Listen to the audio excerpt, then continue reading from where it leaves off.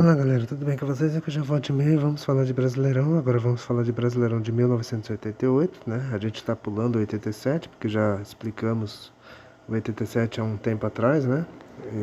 Vou deixar o link de 87 para vocês conferirem, tá? E eu tô pulando realmente, né? Porque o 87 já foi feito há um ano atrás e eu acho que tá bem explícito, né?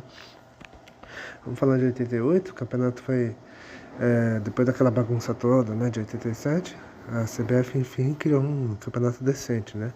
Dessa vez com 24 times, né? Com sistemas de acesso e descenso. E nesse torneio caiu 4 times, né? E é aquilo, né? Parecia que ia dar um jeito, mas a CBF sempre dava um jeito, né? Pra bagunçar um pouco, né? No Brasileirão, por exemplo, na primeira fase, né? Os times que vencessem levavam 3 pontos. Aí, se houvesse empate, haveria disputa por pênaltis. Sim. Na primeira fase, se houvesse empate, disputa de pênaltis. E aí, na disputa, o vencedor nos pênaltis levava 2 pontos e o perdedor ficava só com 1, né? Ou seja, com um ponto do empate. E quem perdia no tempo normal, nenhum ponto, né? Apesar da bizarrice, muitos até aprovaram, outros nem tanto, enfim. Um detalhe curioso foi um jogo entre Botafogo e Fluminense, né? Na primeira rodada, que os times jogaram, né, em setembro e só foi terminar de jogar esse jogo em outubro, né? Por conta de divergências por causa do regulamento, para vocês verem. Tipo, o jogo terminou empatado, aí os times se retiraram, aí ficou um imbróglio e tal, e aí um mês depois eles voltaram a jogar simplesmente para cobrar pênaltis. Bizarro, né? Enfim. É, Agora vamos falar do regulamento, né? Os 24 times foram divididos em duas chaves, né? Em duas fases, né? Dois grupos de 12, né? Onde no primeiro turno os times de um grupo jogavam contra o do outro grupo e do segundo turno os times jogam dentro do grupo. E se a gente olhar, independente do turno e retorno, todos os times faziam de 23 jogos, né? Ao final das fases. Era mais para critério de classificação mesmo. O campeão e o vice de cada grupo no turno e retorno estava nas quartas de final, ou seja, campeão do primeiro turno, campeão e vice do primeiro turno do grupo A, campeão e vice do grupo B, primeiro turno, 4, né? Mesma coisa no segundo turno, campeão e vice do A, campeão e vice do B, mais 4, 8, né? Enfim. E aí os 8 estavam nas quartas. Se houvesse necessidade, por exemplo, um time fica na liderança ou na vice no mesmo grupo nos dois turnos, né? O outro classificado será via índice técnico, né? O time que não classificou em nenhum dos turnos, mas foi o melhor pontuador geral. Que acabaria acontecendo, né, nesse campeonato, a gente já vai falar. E aí, diante, nas quartas de final até final, jogos de ida e volta, e sem a disputa de pênalti, se houver empate, né? Se houvesse agregado igualado no mata-mata, o time de melhor campanha avançava. Bom, sem mais delongas, agora vamos falar do campeão, né? E de 88, que foi o Bahia, né? Bom, agora vamos falar do Bahia, que foi o campeão de 88, né? O Bahia voltava a conquistar um título nacional após 30 anos, né? Desde a conquista da Taça Brasil de 59, né? Quando o Bahia bateu o Santos de Pelé, enfim. E aí em 88 o Bahia era um time forte, competitivo, que honrava como poucos a camisa tricolor, né? E para chegar lá o Bahia teve que superar todos os prognósticos, né? E favoritos para chegar ao título, né? O Bahia acabava de ganhar o tricampeonato baiano, né? E deixava o Vitória comer poeira, né? E a diretoria do Bahia, né? O seu Paulo Maracajá queria que o time fizesse bonito no campeonato, né? Ou seja, cansado de ganhar todo estadual, era hora de brilhar no futebol brasileiro, né? O Bahia fez um primeiro turno oscilante, né? Não se classificou entre os dois melhores da sua chave, né? Mas apesar disso, o Bahia fez jogos destacáveis ali, né? Tipo, ganhou do Vitória, né? O rival Vitória por 1-0, ganhou do poderoso Flamengo por 1-0, ganhou do São Paulo em pleno Morumbi por 2-0, enfim. Mas apesar disso, o Bahia não foi muito bem e ficou de fora, né? Tanto que nesse primeiro turno o Bahia levou de 3-0 do Fluminense e levou de 3 do Inter, ou seja, guarda esses dois times que depois a gente vai falar deles. No retorno, o time de Evaristo de Macedo reagiu, né? Principalmente após um tropeço ali inesperado para o Botafogo, na Fonte Nova, né? Onde o atacante Sandro era criticado pela torcida e tal, e aí a torcida do Bahia invadiu o vestiário, né? Protestou contra o Evaristo e a diretoria falou: afasta esse cara porque ele não tá dando certo, ele tá, né? Tá dando azar no grupo, enfim. E foi o que aconteceu, né? O Sandro foi afastado e aí o Charles, né? O jovem atacante Charles começou a ter chances e não decepcionou, né? E ele estreou contra o Corinthians, né? O Charles. Ele fez o gol, né? Nos acréscimos ali. onde o Bahia venceu de 2-0. E aí o Bahia reagiu, né? O time ganhou em embalo, né? Fez vítimas aí no campeonato, ganhando do Grêmio 3-1, goleando o Santos de Sócrates por 5-1. E na última rodada se classificou para as quartas de final, vencendo o América Carioca por 2-1. E é assim, mesmo que o Bahia não tenha conseguido uma das vagas no grupo, né? O Bahia só se garantiu entre os 8 porque o Vasco foi o líder do grupo tanto no primeiro quanto no segundo turnos, o que fez com que o Bahia herdasse a classificação no índice técnico, né? Como eu já falei na parte do regulamento. Ou seja, graças ao Vasco que o Bahia conseguiu seguir adiante, né? Porque aí abriu mais uma vaga. E aí os mata-mata, né? Quarta de final, foram todos em 89, ou seja, no fim de janeiro ali, começo de 89. E o Bahia enfrentou o Sport Recife nas quartas de final, né? Que era o atual campeão, né? Do tão polêmico, bom, até hoje ainda é, né? Campeonato Brasileiro de 87 e tal, e o Sport vinha como o atual campeão, enfim. E como o Bahia tinha vantagem de jogar 2 jogos iguais, né? Ele decidia na Fonte Nova. No primeiro jogo, na ilha, empate 1-1. Na Fonte Nova, o Bahia sofreu, mas segurou com muita raça, o 0-0, muita raça mesmo, né? Porque o Sport deu trabalho, né? E o goleiro Ronaldo Passos, né? Que virou titular na reta final ali, porque o Sidmar, goleiro, tinha expirado o contrato dele, né? Ele fez grandes defesas e evitou a eliminação, né? E aí na semifinal o Bahia encarou o Fluminense, né? O Fluminense que ainda tinha um time ali competitivo, ainda tinha Romerito e Washington, né? Ainda alguns remanescentes do time do meio da década de 80. E no primeiro jogo no Rio, né? O Bahia segurou 0-0, né?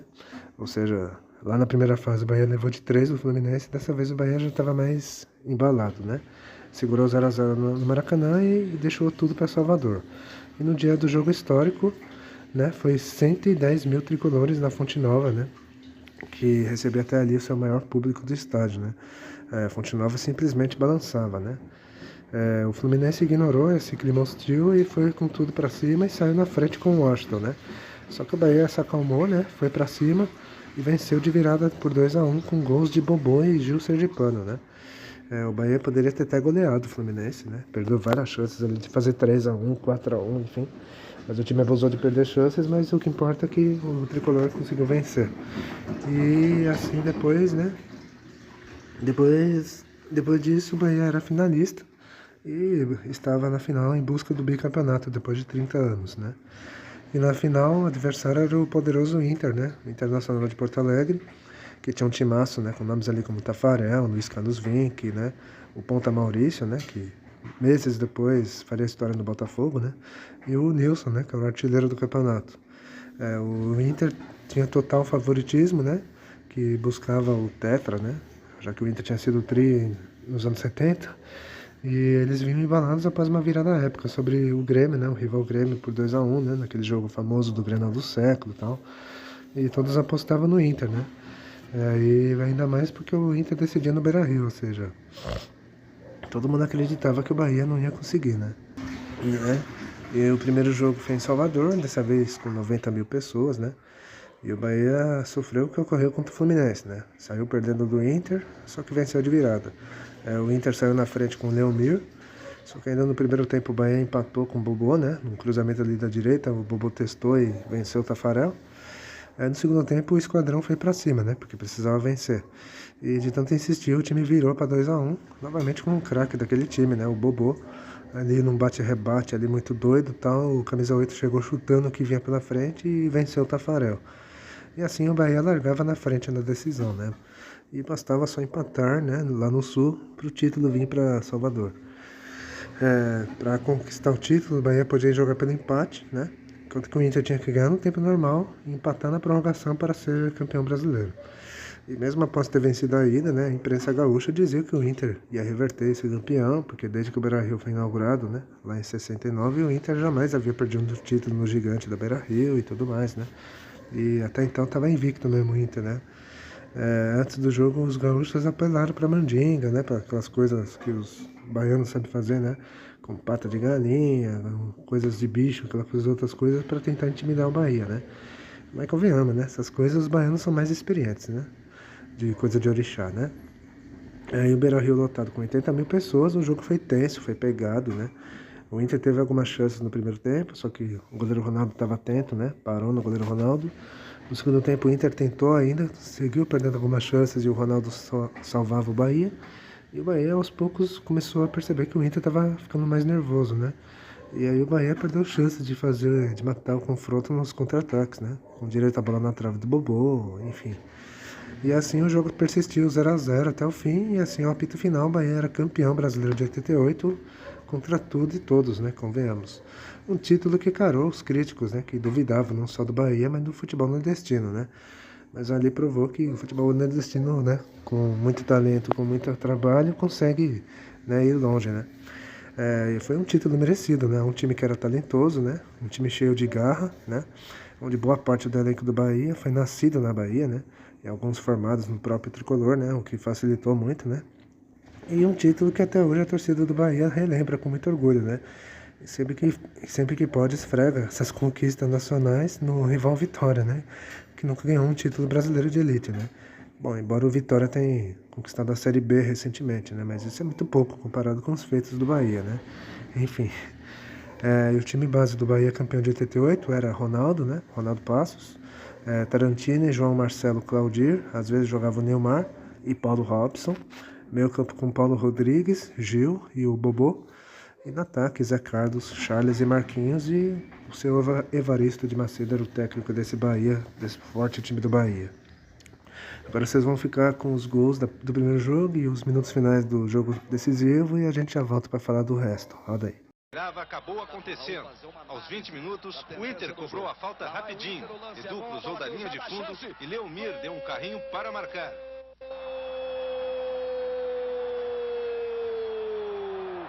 Do Inter!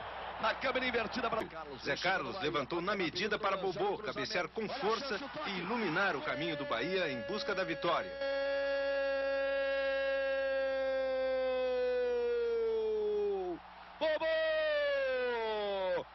No segundo do placar eletrônico. Na confusão dentro da área, foi dele o pé Salvador que empurrou a bola para o gol. Bahia 2 a 1.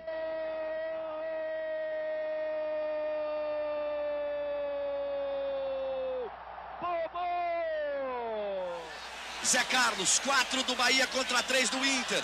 A enfiada para Osmar no seu primeiro lance. Partiu na velocidade, bateu cruzado, Tafarel pegou. 47, vai terminar. Termina o jogo no Beira-Rio. 0 a 0, placar o Bahia. É campeão brasileiro de 1988. O Bahia com raça, com vontade, com determinação, mas com muito sentido coletivo, com muita técnica, com jogadores de primeira linha, mostrando o Fricote e o senhor do Bonfim espalha a emoção da vitória por todo o território nacional. De norte a... Bom, vamos continuar falando agora, vamos falar de surpresas e decepções e temos que falar dos rebaixados, né? Vamos falar da surpresa que foi o Sport Recife, né? O Sport já tinha conquistado o Brasileiro de 87, aquele campeonato todo polêmico, que todo mundo sabe, né? E em 88 o Sport queria provar que não tinha feito por acaso, né? Enfim, agora vamos falar do Sport, né? Continuando, o Sport provou que em 88, 87 não tinha sido por acaso, né? O Sport fez uma campanha ali consistente, né? O time não foi tão bem assim no primeiro turno, mas mostrou força no segundo turno, né, e conseguiu avançar ali, né, no seu grupo ao lado do Flamengo, né. Nas quartas de final, o Sport encarou o Bahia, né, que era o grande rival do momento, e foram 2 empates, e como o Bahia tinha melhor campanha, o Sport acabou ficando pelo caminho, né. Mas o Sport merecia a melhor sorte, né, porque até jogou mais que o Bahia, principalmente no segundo jogo, e, por detalhe, não conseguiu eliminar o futuro campeão. Agora vamos falar de decepções, que foram 2, tá, vou citar Guarani e Vasco. Eu poderia citar outros times grandes, né, como Corinthians, Palmeiras, Santos e Botafogo, né? Só que convenhamos, né, eles não tinham poucas esperanças de ir longe e estavam com times meia boca também, né?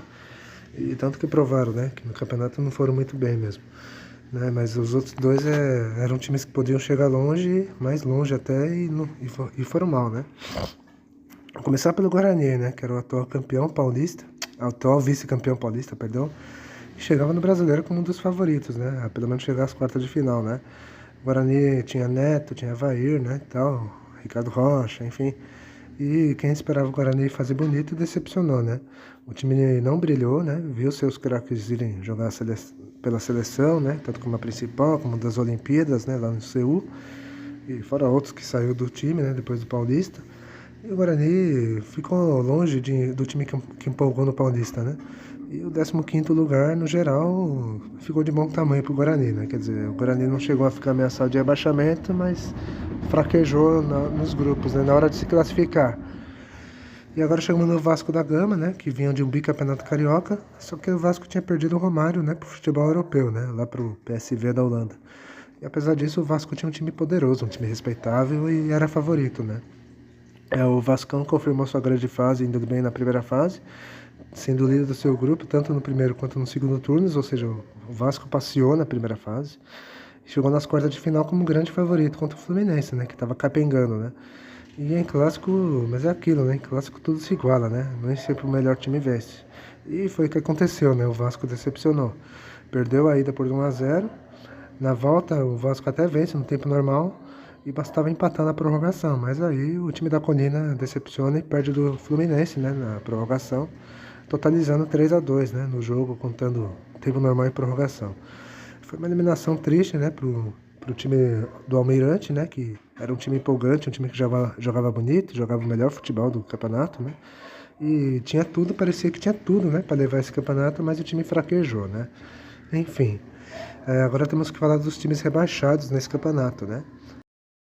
Agora falando dos times que foram rebaixados, né, no primeiro ano de sistema de acesso e descenso, né, os 4 rebaixados foram Bangu, Santa Cruz, Criciúma e América do Rio, né. Começando pela ordem dos rebaixados, vamos falar do Bangu, né.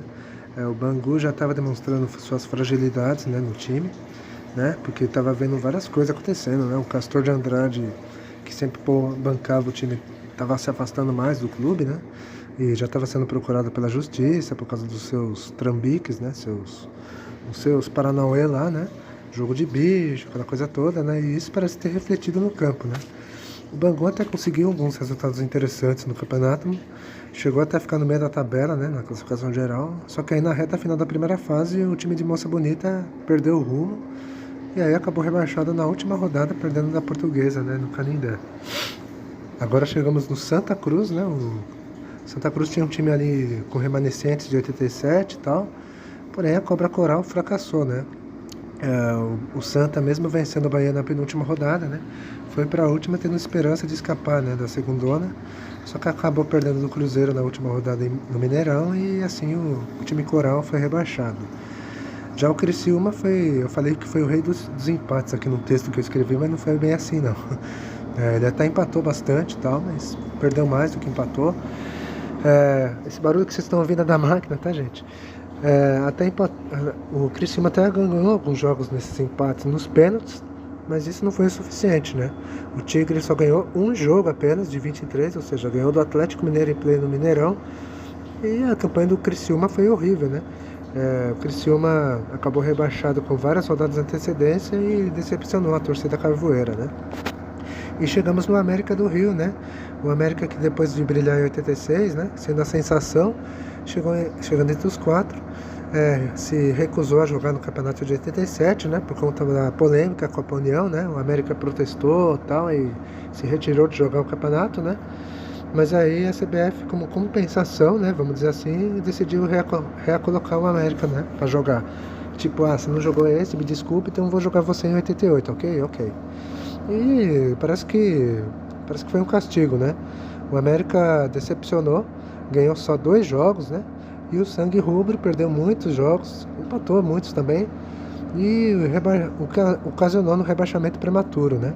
Tanto que o América acabou na lanterna, na classificação geral, né? E foi triste o rebaixamento do América em 88, né?